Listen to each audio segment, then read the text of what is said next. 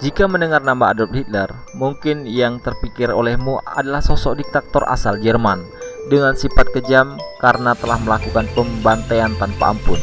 Mungkin juga kamu akan berpikir kalau Hitler adalah orang paling kejam di dunia.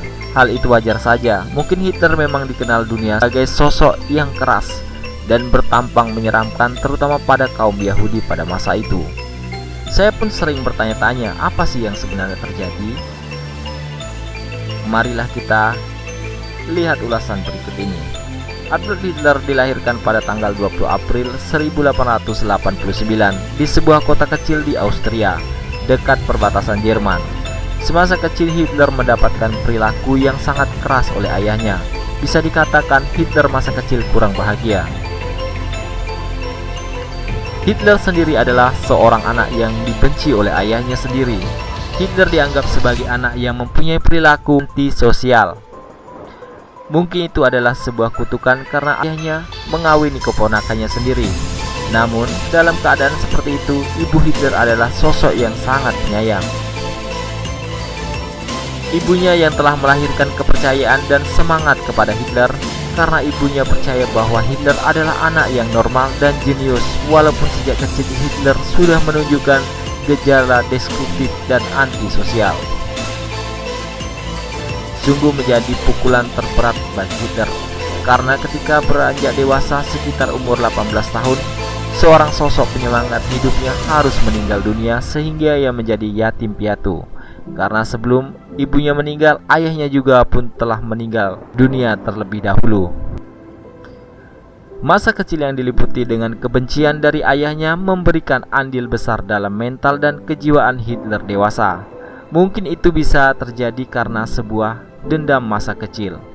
Hitler, seorang pembunuh sadis, ternyata sebelumnya hanya bercita-cita menjadi seorang seniman, bukan menjadi seseorang yang dianggap sebagai pembunuh sadis yang tertulis dalam catatan sejarah saat ini.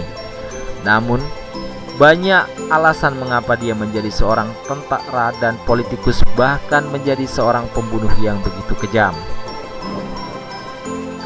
Hitler adalah anak yatim piatu, frustasi, tidak ada uang, sehingga kira-kira dia setahun menjadi gelandangan, hidup dari belas kasihan orang lain di jalan.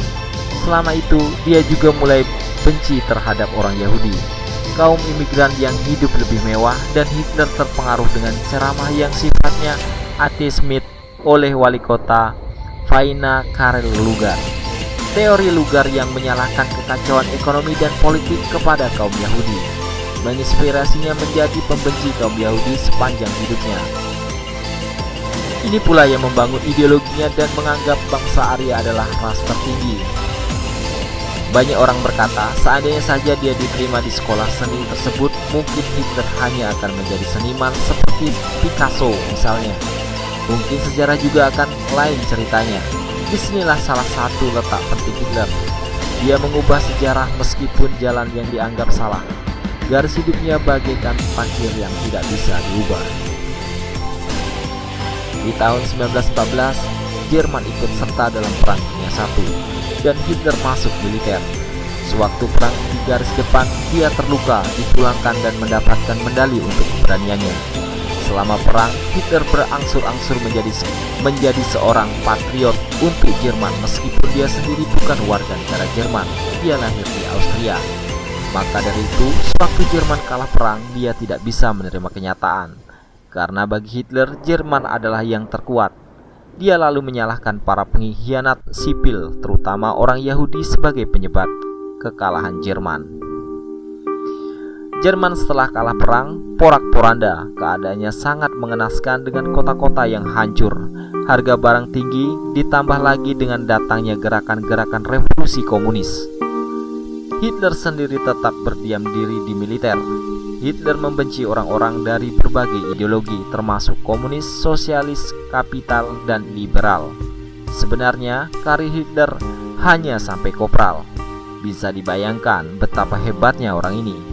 Dengan pangkat kopral, tetapi dia menjadi army commander yang ditakuti seluruh dunia pada Perang Dunia II.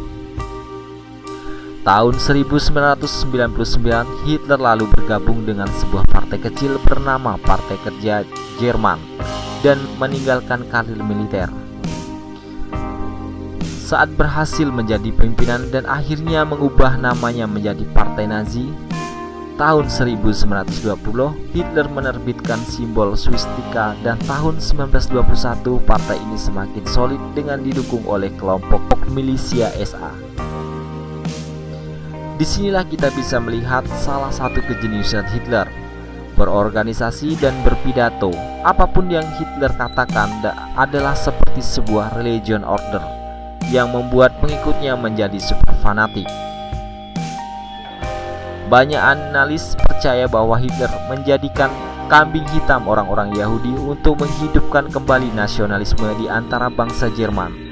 Dalam 13 tahun propaganda, Hitler dan Nazi berhasil membuat antisemitisme, respect and event patriotik dengan bantuan dari gereja, dan perjanjian baru ini memsatukan Jerman. Di sini ada pendapat tentang mengapa Jerman teramat benci dengan Yahudi. Menurut teori konspirasi, kaum Yahudi menjual Jerman kepada musuh-musuh Jerman waktu Perang Dunia I agar mendapatkan Palestina yang dikuasai oleh Turki satu blok dengan Jerman. Orang Yahudi pada waktu itu berpikir kekalahan Jerman lebih menguntungkan daripada kekalahan Inggris, karena dengan orang-orang Yahudi menjalin kerjasama dengan Inggris agar Palestina diberikan kepada mereka jika Inggris dan sekutunya menang perang. Padahal Jerman adalah tanah pelarian orang-orang Yahudi setelah mereka dikejar-kejar oleh Kaisar dari Rusia. Tapi karena menurut mereka tanah Palestina bisa diambil dengan kekalahan Jerman yang beraliansi dengan Turki, waktu itu Palestina di bawah kekuasaan Turki. Mereka menawarkan bantuan kepada Inggris dan Perancis untuk membawa Amerika Serikat, yang di dalamnya banyak orang Yahudi yang berperan dalam kebijakan negara. Hitler setelah Perang Dunia I pada waktu itu merasa bahwa bangsa Yahudi adalah pengkhianat yang harus dilenyapkan dan diusir dari Eropa. Hitler juga merasa kekuatan bangsa Jerman dapat diperoleh dengan memurnikan darah bangsa Arya tanpa ada percampuran dengan bangsa lain yang dianggap lebih rendah, padahal dia sendiri berdarah Yahudi. Ingat bahwa bangsa Yahudi juga selalu merasa bahwa mereka adalah bangsa terpilih untuk memimpin ras manusia, sehingga menurut Hitler mereka juga adalah saingan bangsa Arya untuk memimpin umat manusia. Dan kamu mau tahu kenapa Hitler tidak membunuh semua orang Yahudi? Ini pernyataan terkenal yang pernah disampaikan Hitler. Bisa saja saya memusnahkan semua Yahudi di dunia, tapi saya sisakan sedikit saja yang hidup, agar kamu tahu mengapa alasan saya membunuh mereka, ucap Hitler.